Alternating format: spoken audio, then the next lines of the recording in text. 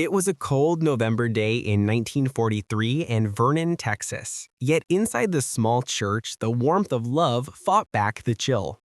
The bride, Peggy Seale, barely 22, stood smiling, yet deeply worried next to her groom, Second Lieutenant Billie D. Harris. Billy, sharp in his U.S. Army Air Force's uniform, was a man full of dreams and immense courage. He had just finished his P-51 Mustang fighter pilot training, and both knew that this beautiful wedding day was both their sweetest union and their fastest farewell. "Do you really have to go?" Peggy whispered to her new husband as they shared a slow dance at the reception. Her eyes betrayed a profound fear. Billy held her tightly, kissing her forehead. "I have to, Peggy, but we have these few weeks, and I promise you, I will come home." 3 weeks later, Billy was gone, deployed to England. Their goodbye at the train station was heartbreakingly quick. Peggy forced a smile until the train was out of sight. From that moment, her life was divided. The routine, lonely days in Vernon and the anxious anticipation seized her heart every time the mailman arrived. The arrival of silence. Billy's letters were filled with love and vivid descriptions of his dangerous flights over the European skies. He always wrote of his hope to return and build a family with her. But in July 1944, the letters stopped. Then a formal telegram arrived at Peggy's home. It was a brief, neatly typed notice, but its content struck her like lightning. Second Lieutenant Billie D. Harris was officially reported as missing in action, MIA, over Nazi-occupied France. Peggy's world shattered. She spent years clinging to hope as conflicting reports trickled in, some suggesting he might have survived, others claiming a grim fate. But no one could ever give her a definitive answer. She lived with this unresolved mystery for more than half a century, honoring her husband's memory, yet forever living in the shadow of the unknown regarding his final resting place. The years turned into decades. The Second World War ended. America healed, and the world moved on. But for Peggy, a part of her heart remained suspended in that fateful July of 1944. She honored Billy's memory by living a quiet, dignified life, never truly closing the chapter, because the final page remained unwritten. She occasionally received vague updates from the military, but they were always inconclusive. Just enough information to keep the wound from fully healing. Peggy eventually remarried, finding companionship. But the memory of the young, brave fighter pilot she married never dimmed. Billy's photograph, that joyful wedding portrait, remained a sacred reminder of a fierce love cut short. The flicker of truth in 2005. In 2005, over 60 years after Billy's plane went down, a distant relative of Peggy's named Gerald, an amateur historian, began researching the story of Billy's final mission. He meticulously sifted through war records and contacted historical societies. Daryl's search led him not to a military archive, but to a small village in Normandy, France, named Les Vents. He found correspondence from a French woman who claimed that American pilot had crashed in their fields during the liberation efforts and that the townspeople had taken care of his burial. Shockingly, the pilot's name was listed as Billie D. Harris. When Daryl presented his findings to Peggy, she was stunned into silence. It was almost too incredible to believe. Billy hadn't just crashed. He hadn't just been lost. He had been found and honored by strangers. The sacred crown of Les Vents.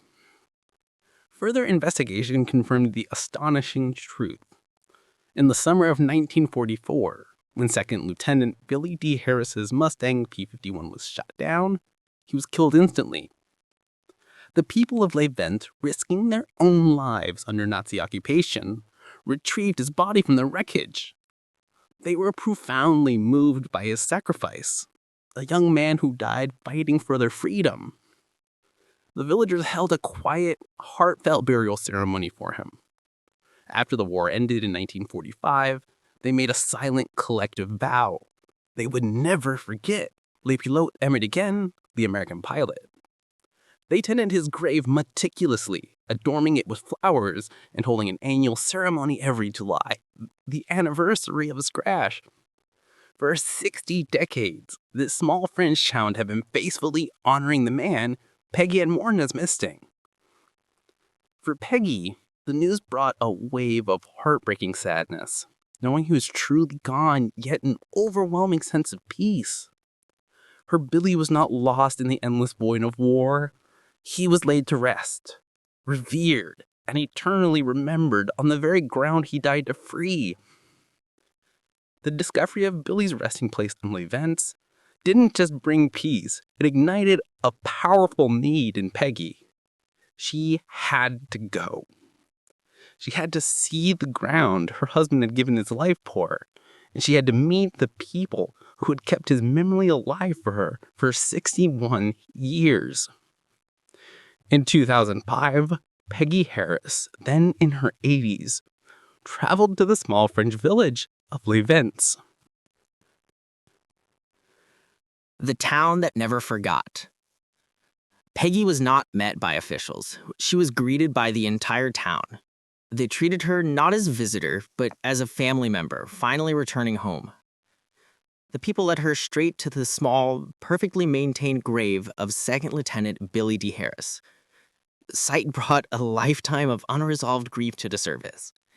It was a simple stone marker in a tranquil French field, but it was pristine, adorned with fresh flowers, a testament to decades of loving care.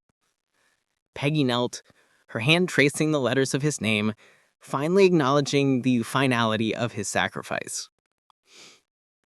Later, she met the elderly residents who'd been children during the war. They recounted the day Billy's plane fell, the sadness of his burial, and the collective vow they had made to honor Le Pilote Américain. They told her how they taught their own children and grandchildren about the bravery of the young American pilot, ensuring his story was never lost to time.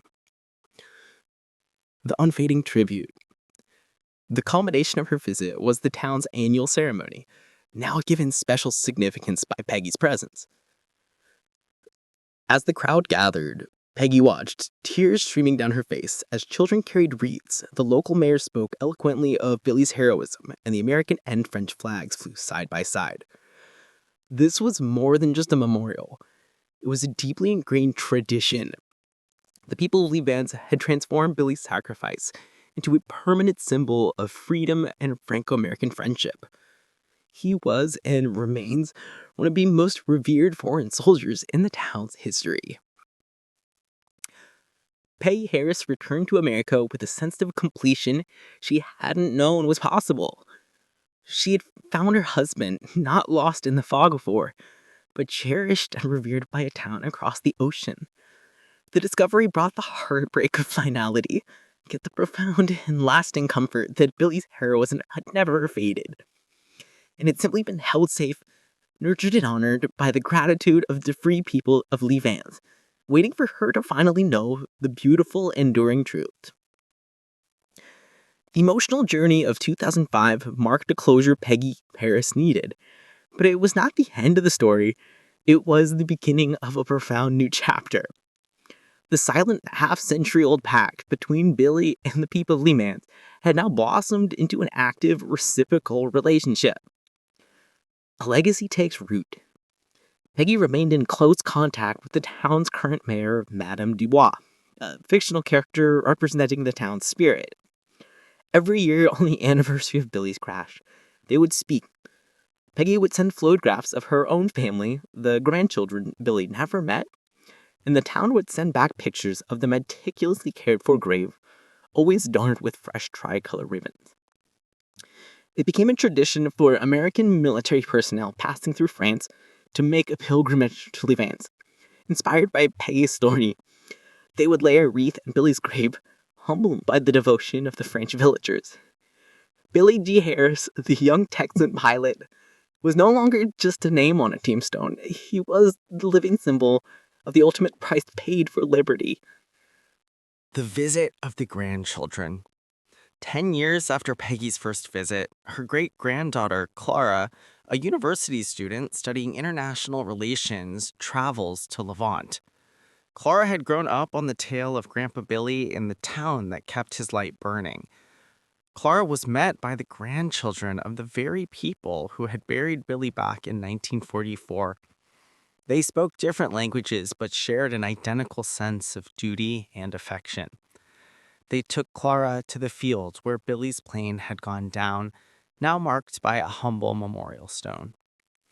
Standing there, Clara finally understood the weight of the sacrifice and the power of French gratitude.